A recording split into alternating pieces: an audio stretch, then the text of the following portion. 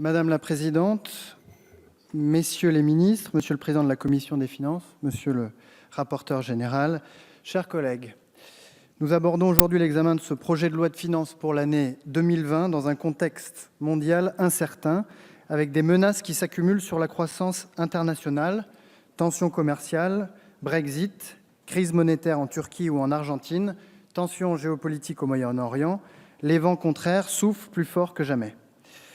Dans ce contexte, notre pays tire son épingle du jeu.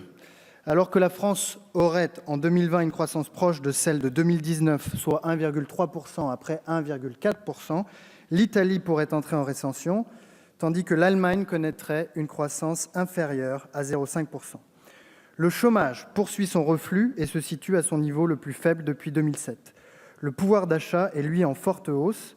Tout ceci est le résultat des mesures fortes de soutien à la demande des ménages que nous avons prises depuis 2 ans, conformément aux engagements du Président de la République.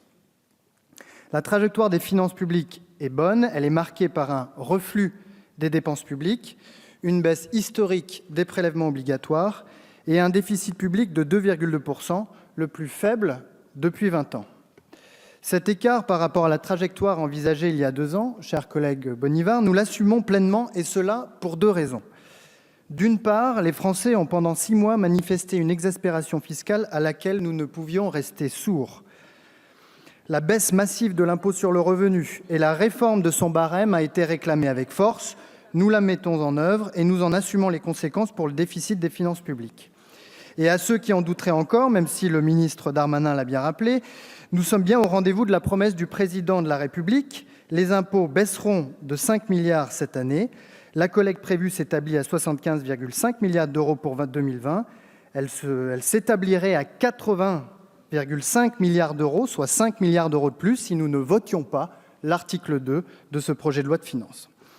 D'autre part, dès lors que les taux d'intérêt deviennent négatifs, la politique monétaire devient inopérante. Seule la politique budgétaire et fiscale peut soutenir l'activité et la croissance. Des voix s'élèvent par ailleurs pour dire avec Olivier Blanchard que si les taux d'intérêt sont durablement inférieurs aux taux de croissance, un certain niveau de déficit public peut être soutenable sans nécessairement impliquer une augmentation ultérieure des prélèvements obligatoires, à condition bien sûr que la politique budgétaire et fiscale soit menée à bon escient. Et je veux me féliciter ici des progrès que nous faisons collectivement pour prendre des décisions plus éclairées que nous ne l'avons fait par le passé.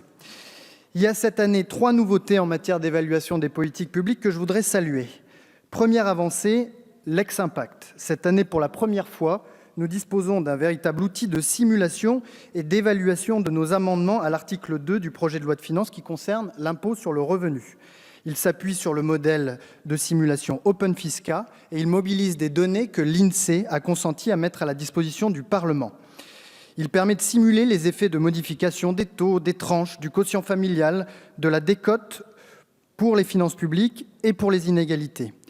La quasi-intégralité des amendements déposés sur l'article 2, en tout cas en commission, ont mobilisé l'ex-impact, ce qui témoigne de l'utilité de cet outil de simulation pour chiffrer les amendements des députés.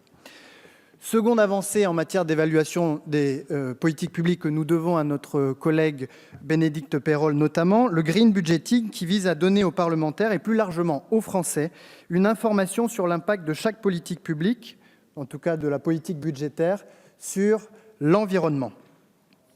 Expérimenté sur certaines missions du budget général pour 2020, une première mondiale, il sera, nous l'espérons, appliqué à l'ensemble du PLF dès l'année prochaine. Troisième avancée, nous la devons à l'effort conjoint du gouvernement et du Parlement. L'article 7 prévoit d'une part la suppression de 5 niches fiscales inefficientes et d'autre part le bornage de 3 niches fiscales à des fins d'évaluation, selon un calendrier détaillé dans les annexes du projet de loi de finances. Merci, messieurs les ministres, d'avoir consenti à détailler le programme de vos évaluations pour les années qui viennent. C'est une avancée importante. Sur le fond, ce projet de loi de finances est la traduction budgétaire de 2 priorités absolues pour les députés du groupe MoDem et apparentés. Justice fiscale et sociale d'une part, lutte contre le dérèglement climatique d'autre part.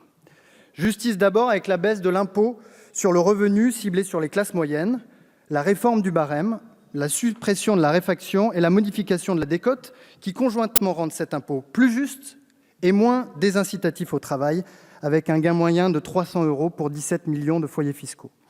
Grâce au simulateur LexImpact, nous avons fait des propositions complémentaires à enveloppe constante, l'augmentation du nombre de tranches pour rendre le barème plus progressif, car il ne l'a jamais été aussi peu, le relèvement du plafond du quotient familial de 100 €, qui est tant attendu par les familles, et le gel de l'indexation du barème sur les plus hautes tranches qui bénéficient essentiellement aux plus aisés.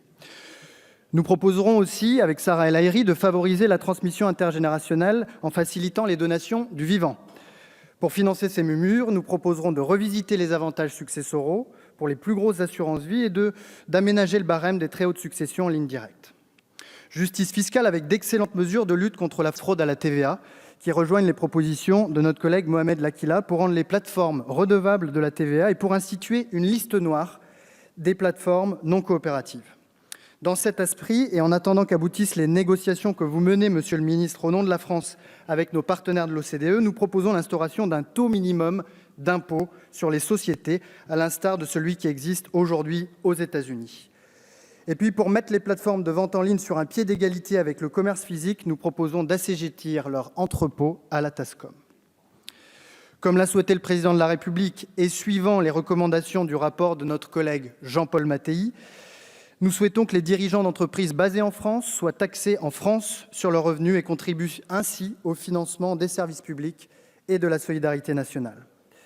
Justice fiscale toujours avec le souhait du gouvernement de supprimer ou de borner certaines niches fiscales pour s'astreindre à évaluer leurs conséquences et leur utilité.